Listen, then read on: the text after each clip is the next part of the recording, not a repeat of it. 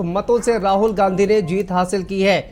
बड़ी खबर सामने आ रही है। रायबरेली से राहुल गांधी ने जीत हासिल की है और लगभग 4 लाख वोटों से राहुल गांधी ने रायबरेली से जीत हासिल की है। बुलंदशहर से भोला सिंह ने जीत हासिल की है। रायबरेली सीट से राहुल गांधी चुनाव जीत गए हैं। 4 लाख मतों से राहुल गांधी ने ये जीत हासिल की है। बड़ी खबर ये सामने आ रही है। लखीमपुर खीरी से समाजवादी पार्टी के उत्कर्ष वर्मा ने जीत हासिल की है। बुलंदशहर में बीजेपी के भोला सिंह ने जीत हासिल की है। तो रायबरेली से इस वक्त बड़ी खबर सामने आ रही है। कांग्रेस पार्टी के पूर्व अध्यक्ष राहुल गांधी, उन्होंने रायबरेली से जीत हासिल की है और 4 लाख मतों से उन्होंने जीत हासिल की है। रायबरेली में जिस तरह से देखिए आनंद फानंद में पहुंचे हुए थे राहुल गांधी और उसके बाद एक बम्पर लहर कहीं ना कहीं राहुल गांधी के पक्ष में चलती हुई दिखाई दी। उसी का परिणाम 4 लाख से ज्यादा मतों से राहुल गांधी ने जीत दर्ज की है। वहीं पर अब देखिए एक बड़ी अपडेट जो है वो लखीमपुर से भी सामने आ रही है, जहां पर समाजवादी पार्टी के उत्कर्ष वर्मा ने जीत हासिल की है और बुलंदशहर में भी एक बड़ी जीत जो है वो भोला सिंह ने दर्ज की है। तो ये अलग अलग अपडेट जो है वो लोकसभा क्षेत्रों से फिलहाल सामने आ रहे हैं, लेकिन सबसे बड़ी खबर रायबरेली से है, जहां पर राहुल गांधी ने 4 लाख मतों से जीत हासिल की है। सोनिया गांधी के यहां से जाने के बाद राहुल गांधी ने इस सीट पर चुनाव लड़ा। उन्नाव से देखिए बीजेपी के साक्षी महाराज चुनाव जीत गए हैं। उन्नाव से बड़ी खबर सामने आ रही है। साक्षी महाराज ने यहां पर जीत हासिल की है। उन्नाव लोकसभा क्षेत्र का परिणाम सामने आ गया है। रायबरेली का भी परिणाम सामने आ गया है। राहुल गांधी ने जीत यहां पर हासिल की है। तो ये बड़ी खबर, बड़ी अपडेट सामने आ रही है उन्नाव से, रायबरेली से, जहां पर देखिए राहुल गांधी ने जीत हासिल की है।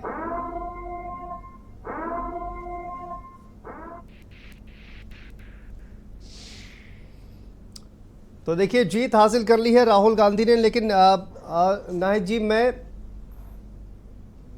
जी मैं एक बार आप ही का रुख कर लेना चाह रहा हूं। लेकिन ये माहौल क्यों बनाने की कोशिश की जा रही थी? आप ये कह रही है कि मानसिक रूप से प्रताड़ित किया जा रहा था, ठीक है, आप शिकायत करिए सुप्रीम कोर्ट में, अपील इसको लेकर करिए। अगर आपको ये जो एग्जिट पोल है वो पसंद नहीं आ रहा है तो उस पर ध्यान मत दीजिए। लेकिन कल जिस तरह का ये माहौल बनाया जा रहा था कि देखिए लोकतंत्र जो है वो खतरे में है और इलेक्शन कमीशन जो है वो फेयर चुनाव नहीं करवा पा रहा है, लेकिन ये जो नतीजे देखकर अब आप संतुष्ट है क्या? मैं तो वास्तविकता पर आधारित बात कर रही हूँ। किस प्रकार से एग्जिट पोल आया और मानसिक रूप से जनमानस को प्रताड़ित किया गया, ये एक बड़ा क्रिमिनल ऑफेंस है। इस पर पता संज्ञान लेना चाहिए माननीय सुप्रीम कोर्ट को भी, इलेक्शन कमीशन, कम से कम इलेक्शन कमीशन को मैं बधाई भी देना चाहती हूँ कि कम से कम इलेक्शन कमीशन ने अपनी गलती तो स्वीकारी कि इस गर्मी में उनको इलेक्शन नहीं कराना चाहिए था, 1 महीने पहले करा देना चाहिए था। कम से कम उन्होंने अपनी गलती भी तो स्वीकारी। गलती स्वीकारना भी महानता है। यहाँ तो सत्ता में ऐसे लोग बैठे हैं जो अपनी गलती नहीं स्वीकारते। नोटबंदी जैसा गलती कर दी, इतनी बड़ी ऐसी योजना लेकर आए जिससे 100 से अधिक लोगों की मृत्यु हो गई, कई लोगों का घर कारोबार उजड़ गया, लेकिन आज तक उसके लिए माफी नहीं मांगी। किसान आंदोलन, काला कृषि कानून लेकर आए जिससे 700 से अधिक लोग किसानों ने अपने जानों की आहुति दे दी, उस पर माफी नहीं मांगी, गलती नहीं स्वीकारी। अब आप देखिए ना, अभी भी गलती स्वीकार लेनी चाहिए। कह रहे थे, जिनको ये कह रहे थे कि जीत नहीं पाएंगे, वो 4 लाख वोटों से जीते राहुल गांधी थी, और जो कह रहे थे उनका जीतना बमुश्किल तमाम, वो 1.5 लाख वोटों से भी जीतना उनके लिए दूभर हो रहा है। तो ये अब उनको गलती स्वीकार कर अपने नैतिकता के आधार पर इस्तीफा दे देना चाहिए, लेकिन नहीं देंगे क्योंकि आप सभी नाहिद जी सभी का इस्तीफा ले लेंगी क्या? आप योगी आदित्यनाथ जी का भी इस्तीफा मांग रही हैं, आप प्रधानमंत्री जी का भी इस्तीफा मांग रहे हैं, सभी का इस्तीफा ले लेंगी क्या आप?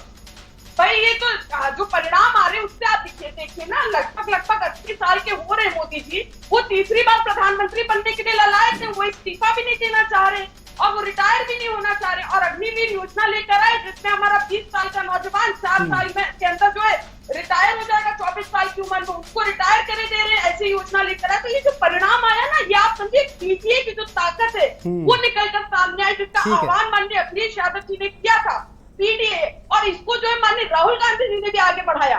तो ये समझिए कि ये पीडीए का जो ताकत है ये निकल कर आया, जिस प्रकार का परिणाम आप देख रहे हैं। अभी मैं तो बता रही हूँ कि रुझान है, अभी आप देखिएगा 70 लगभग 70 सीट टच करेगी समाजवादी पार्टी और इंडिया गठबंधन। 70 सीटों का दावा नाहिद जी कर रही है, लेकिन राजेंद्र जी एक सेकंड और दीजिए।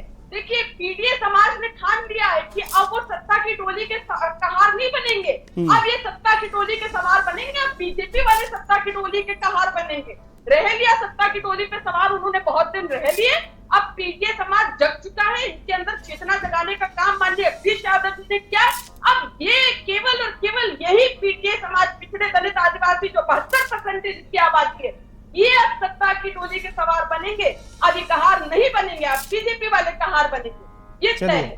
ठीक है, मैं राजेंद्र गौतम जी से एक बार जानना चाहूँगा। राजेंद्र जी, आप ये जो प्रदर्शन आप देख रहे हैं इंडिया गठबंधन का, और समाजवादी पार्टी और कांग्रेस पार्टी मिलकर एक देखिए एक अच्छा प्रदर्शन करते हुए नजर आ रही है।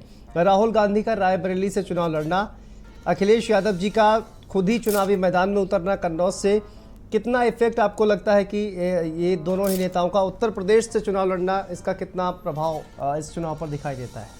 यूपी ने भाजपा का भ्रम तोड़ दिया है। इस भ्रम को तोड़ने में राहुल गांधी और अखिलेश यादव जी की बड़ी अहम भूमिका है। सबसे बड़ी बात, राहुल गांधी जी ने यूपी से लड़ने का फैसला किया, उसका बहुत बड़ा इम्पैक्ट पड़ा। दूसरा, अखिलेश यादव जी ने पीडीए के तहत उन्होंने तमाम सीटों का जातीय समीकरण के हिसाब से उसकी जिसकी जितनी संख्या भारी उतना उसको उसी